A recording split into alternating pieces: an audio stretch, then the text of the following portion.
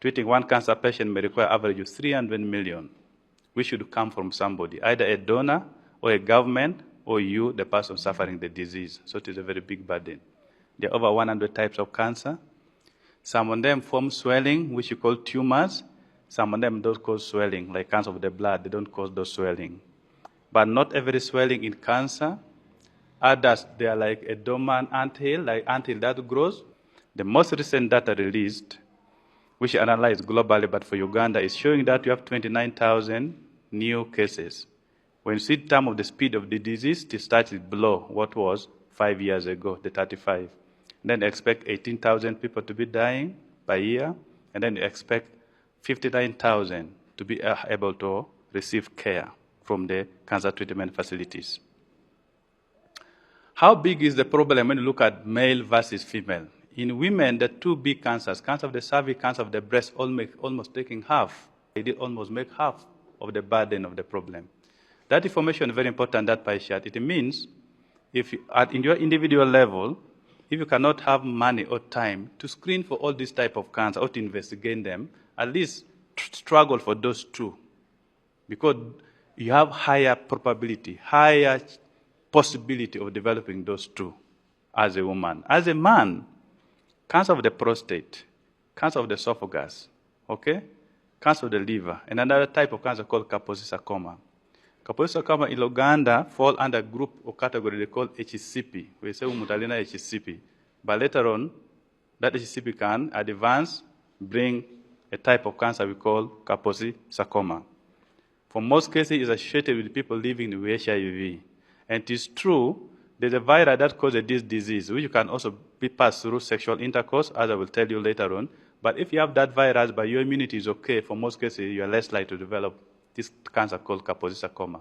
But if you're living with HIV, or your diet is not good, either due to old age, your risk for getting KS is much higher. So it's also one of those biggest problems. In women, also it is there, but it has reduced because access to ARVs among women who are living with HIV is a much better compared to men. So in men, it remains a big problem because treating when you're living with HIV and you receive proper treatment, even your chance for developing this KS slightly reduced. Even when you get it, but you're on ARV, then receive anti-cancers, your chance of improvement also much better. Region, the one highlighting there, we know what are the top 5 cancers. They tend to be unique a bit with the national average, the top 5. Here we find that skin cancer appear among women, but the rest remain constant as national. And then stomach cancer also appear, which is also true for Ankole sub-region, true for Shigezi, but different from the national picture. This one helps us to prioritize local disease burden vis-a-vis the national burden. That paper is published in international journal.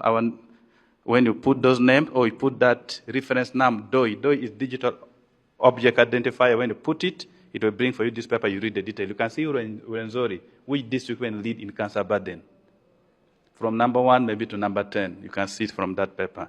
We are aware about that burden early enough, which were not so different from other districts in Uganda.